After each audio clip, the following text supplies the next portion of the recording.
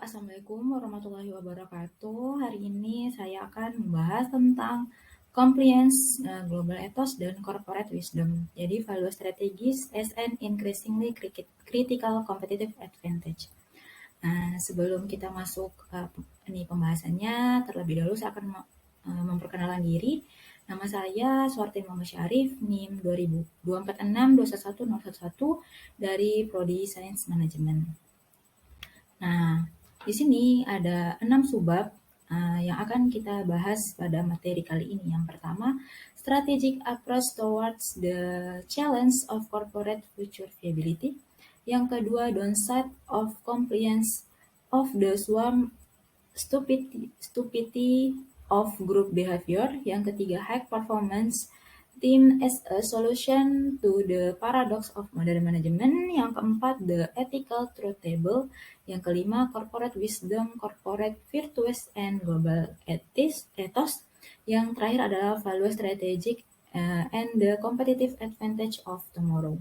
Nah, sekarang kita masuk yang pertama, yaitu strategic approach towards the challenge of corporate future viability. Jadi, dalam persaingan global tuh semakin banyak produk dan layanan yang disalin itu dalam periode waktu yang lebih singkat. Jadi itu dengan demikian semakin banyak proposisi penjualan unik dan keunggulan kompetitif yang terkikis memberi tekanan pada margin dan pendapatan. Nah, perkembangan ini tercermin oleh penyebaran tuh apa yang disebut oleh pasar makmur ya, yang dimana itu dia lebih banyak produk dan layanan tersedia untuk dikonsumsi daripada orang punya waktu untuk melihat atau daripada orang tuh mempunyai uang untuk membeli. Dan akhirnya penggunaan sumber daya itu akan sangat berlebihan, pergeseran kebiasaan konsumen itu dan megatrend lainnya itu seperti masyarakat yang menua, populasi yang sangat banyak, atau migrasi itu mempengaruhi perusahaan tuh dengan cara tambahan.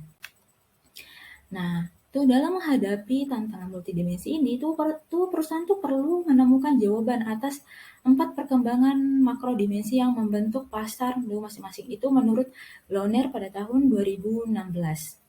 Nah, yang pertama itu mereka tuh perlu membahas bagaimana bereaksi terhadap percepatan semua aspek dalam menjalankan bisnis. Dan kedua tuh perusahaan tuh perlu belajar bagaimana bereaksi terhadap erosi USP dan keunggulan kompetitif. Yang ketiga tuh perusahaan tuh harus membina kemampuan membangun tim antar budaya. Yang terakhir itu perusahaan tuh harus membantu mengembangkan, menanamkan, dan mempertahankan budaya perusahaan yang mampu menyelesaikan 3 tugas yang pertama tadi. Nah, dari penjelasan tadi, kita menarik kesimpulan itu adalah definisi dari nilai itu adalah elemen inti yang dengannya itu kita memberikan makna, rasa, dan relevansi dengan dunia. Jadi itu nilai itu menentukan apa yang penting dan berharga bagi kita. Nah, oke. Kita sekarang masuk di downside of compliance atau the swarm stupidity of group behavior. Jadi, komponen itu tuh dia dipakai sebagai masalah agen utama yang muncul sebagai pertanyaan bagaimana dan dengan cara apa tuh perusahaan dapat mencermin bahwa agen, yaitu karyawan itu akan bertindak untuk kepentingan prinsipal dan bukan untuk kepentingan pribadi mereka. Jadi itu sehingga menyimpang dari tujuan perusahaan. Itu menurut Jensen dan McLean tuh tahun 1976. Nah, yang kedua tuh dia tuh dipakai sebagai tanggung jawab sosial perusahaan. Itu muncul berbagai pertanyaan sih bagaimana memastikan bahwa tindakan individu dan perusahaan itu akan sesuai dengan peraturan perusahaan, hukum dan lainnya seperti kodeks tata kelola perusahaan. Nah, yang ketiga tuh dia dipakai sebagai manfaat ekonomi dan tindakan hukum. Dia tuh muncul sebagai pendekatan untuk meningkatkan pendapatan dan mengurangi biaya transaksi itu dengan meningkatkan reputasi merek dan pemberi kerja. Itu dia menurut Gray dan Balmer tahun 1998 dan Houghton dan kawan-kawan ya pada tahun 2001 dan dengan menurunkan biaya tindak lanjut untuk perilaku yang tidak patuh.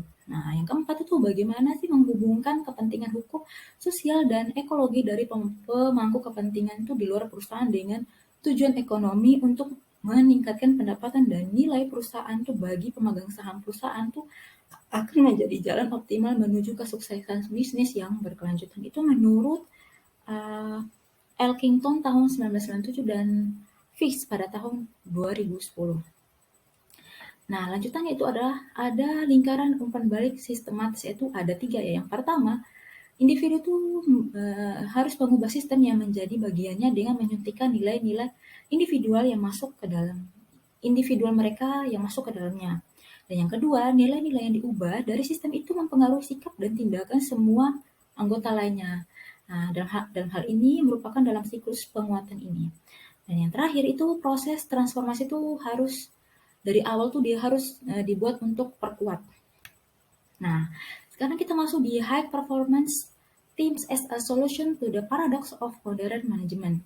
Nah, menurut pendekatan fokus ekonomi pemegang saham, jadi tujuan dari perusahaan ini adalah untuk meningkatkan pendapatan bagi pemegang saham, itu sehingga perusahaan itu bisa meningkatkan kekayaan bangsa tuh di mana perusahaan itu merupakan bagian yang tidak terpisahkan. Itu menurut raport tahun 1986 Goodhart et al. Tahun 2015. Nah, yang kedua, menurut pendekatan pemangku kepentingan atau triple bottom line, jadi tujuan perusahaan itu merupakan dia itu harus bertindak secara tanggung jawab itu dengan meningkatkan manfaat bagi semua dan terkena dampak kegiatan dari perusahaan ini ya seperti ya ini ya corporate social responsibility. Jadi, itu menurut Elkington tahun 1997 dan Fish juga pada tahun 2010. Nah, yang ketiga, jadi menurut pendekatan mikrosistematik, jadi untuk kelangsungan hidupnya dari perusahaan itu tuh, jadi tujuan perusahaan itu adalah dia tuh harus meningkatkan daya saing untuk mempertahankan kelangsungan hidup perusahaan tuh di masa depan.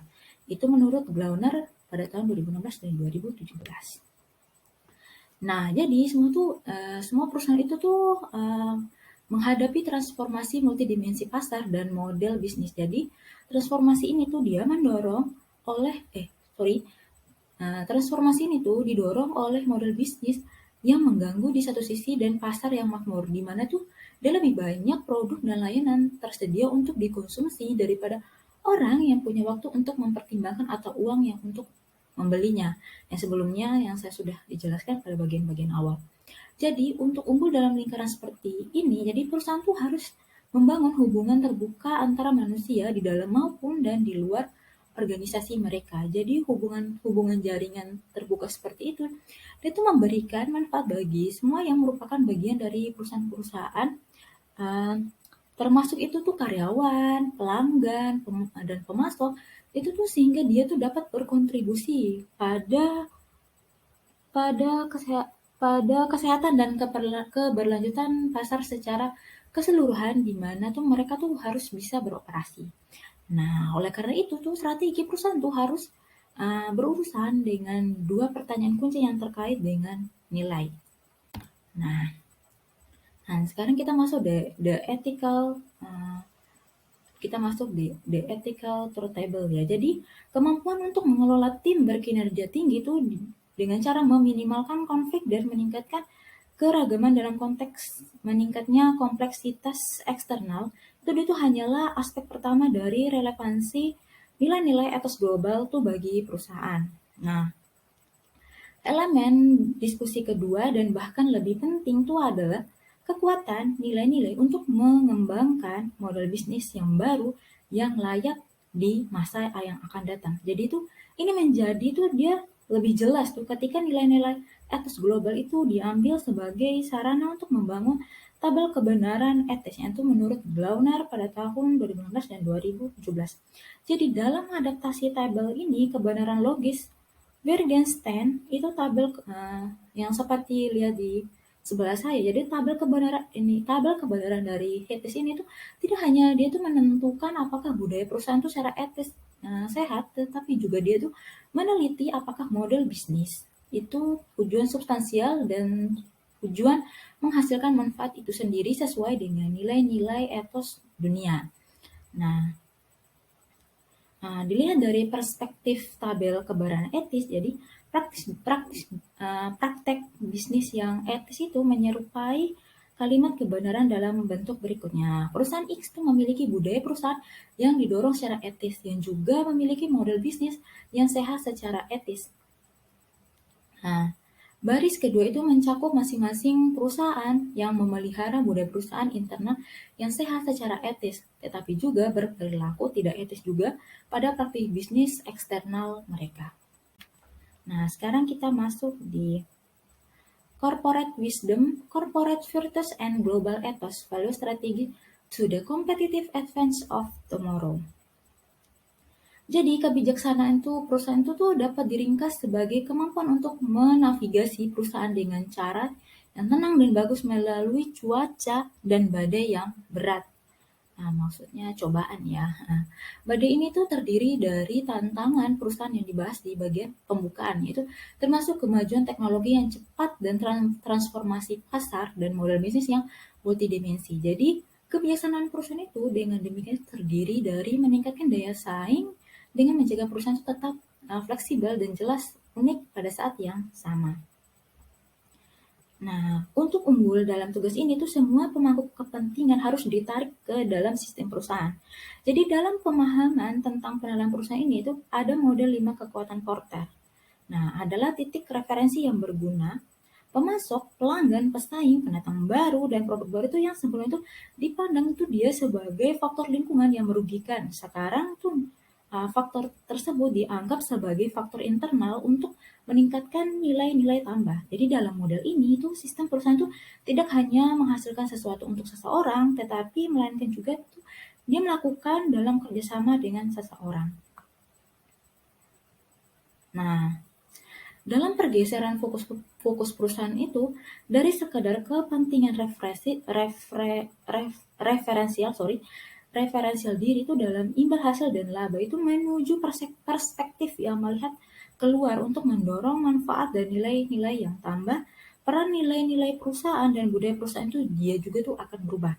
Jadi tuh budaya perusahaan itu bukan lagi sekedar kebutuhan untuk mengamankan kerja tim saja yang lancar dan ramping, tetapi juga tuh dia merupakan sarana untuk membentuk tim berkinerja tinggi yang memberikan manfaat dari nilai tambah.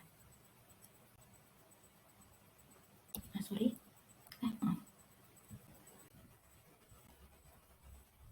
Maaf.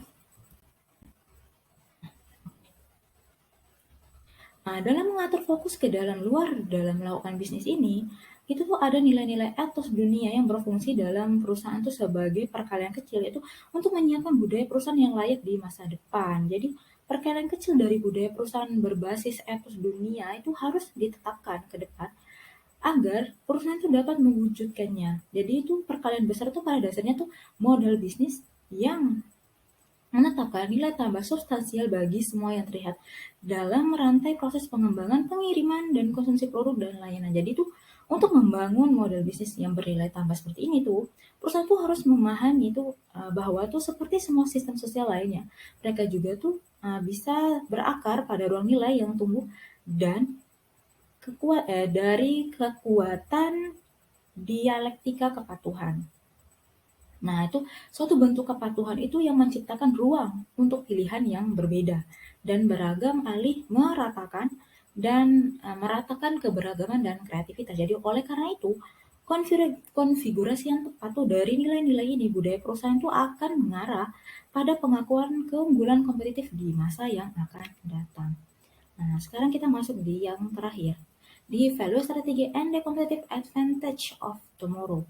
Itu isu utama dalam etika bisnis tuh dia tuh bukan lagi bagaimana tuh dia membangun perilaku moral atau taat hukum. Jadi itu melainkan bagaimana tuh dia bisa membangun budaya perusahaan yang memungkinkan berkembang dan bertahan. Itu menurut Glauner tahun 2014 dan 2015. Jadi oleh karena itu tuh dia tuh bekerja dengan perusahaan sebagai ahli etika bisnis tuh, dia tuh harus memerlukan advokasi dari posisi itu bisa memperkuat kebijaksanaan dari perusahaan mereka daripada dari dalam tradisi teoritis etika dan filosofi. Jadi itu kemampuan untuk membangun Jadi kemampuan untuk memberikan nilai tambah yang khas inilah yang membedakan suatu perusahaan. Jadi uh, hal ini tuh harus mengharuskan kita tuh menyimpang dari serangkaian ajaran moral menyeluruh yang ditujukan untuk meso dan pernyataan makro tentang usaha perusahaan dalam hal dasar-dasar intelektual etika bisnis Nah, sebaliknya tuh kita tuh juga harus fokus pada penalaran mikrosistematik itu di balik keberadaan perusahaan. Nah, maaf ya. Nah, jadi tuh dia tuh bukan hanya pecinta nilai-nilai bersama tuh, dia juga tuh melainkan nilai-nilai bersama tuh yang akan meningkatkan kompetitif di masa depan, dan daripada fokus relevansinya itu tuh daripada nilai-nilai dan rantai nilai dan fokus terhadap corporate social responsibility pada kesehatan etis budaya perusahaan. Nah, inilah materi saya yang berjudul Compliance Global Ethos, Wisdom Corporate Value Strategy as an Increasingly Critical Competitive Advantage. Nah, sekarang saya masuk di reflective essay itu, saya mengambil dari pertama saja yaitu tentang compliance ya, yaitu tentang kepatuhan. Saya mengambil dari berita dari CNN Indonesia yang berjudul tentang Ditjen Direktorat Jenderal Pajak itu bakal cek kepatuhan pajak Gucci di Indonesia. Nah, jadi itu Direktorat Jenderal Pajak Kementerian Keuangan atau biasa disingkat DJP Kemenkeu itu tuh dia tuh mengaku bakal turut mengecek kepatuhan pajak perusahaan mode dari asal Italia yang bernama Gucci yang memiliki toko cabang yang berada di Indonesia. Jadi tuh menurut Direktur Penyuluhan Pelayanan dan Hubungan Masyarakat, itu Hesto Yoga tuh dia tuh mengatakan bahwa hal ini tuh dilakukan lantaran ada kabar bahwa Gucci itu berasal Gucci itu di negara asal itu di negara Italia itu tengah diperiksa oleh kepolisian setempat karena diduga melakukan penghindaran pajak. Jadi itu namun jadi pihak dari Direktorat Jenderal Pajak itu dia tuh belum bisa memberikan informasi yang lebih dalam mengenai rekam kepatuhan pembayaran pajak Gucci di Indonesia. Di sisi lain tuh sebenarnya tuh Direktorat Pajak tuh telah memiliki berbagai antisipasi terhadap penghindaran pajak yang mungkin dilakukan oleh perusahaan multinasional yang memiliki anak perusahaan di negara lain. Jadi tuh dalam berkoordinasinya tuh Direktorat Jenderal Pajak itu dia mewakili Indonesia itu telah berkomitmen pada perjanjian anti penggerusan dan penghindaran pajak itu Base Erosion and Profit Sharing atau BEPS. Jadi untuk itu tuh penghindaran pajak itu tuh diharapkan tidak terjadi lagi. Jadi tuh sebelumnya itu tuh DJP mungkin mendengarkan kabar tuh ada perusahaan Gucci Italia itu tuh diperiksa polisi juga karena diduga perusahaan Gucci yang berasal dari Italia itu dia menghindari pembayaran pajak selama beberapa tahun dalam penjualan di Swiss. Jadi tuh Gucci itu diduga menghemat pembayaran pajaknya tuh hingga 1,3 miliar euro ya, atau setara di Indonesia itu ada 2,5 triliun. Jadi reflektifnya saya itu tuh dia menyangkut kepatuhan. Jadi tuh Direktorat Jenderal tuh dia mengecek apakah perusahaan Gucci yang berasal dari Italia yang membuka cabangnya di Indonesia tuh menghindari pajak atau tidak. Nah, sekian materi saya dan reflektif esai saya. Semoga bisa bermanfaat. Terima kasih. Wassalamualaikum warahmatullahi wabarakatuh.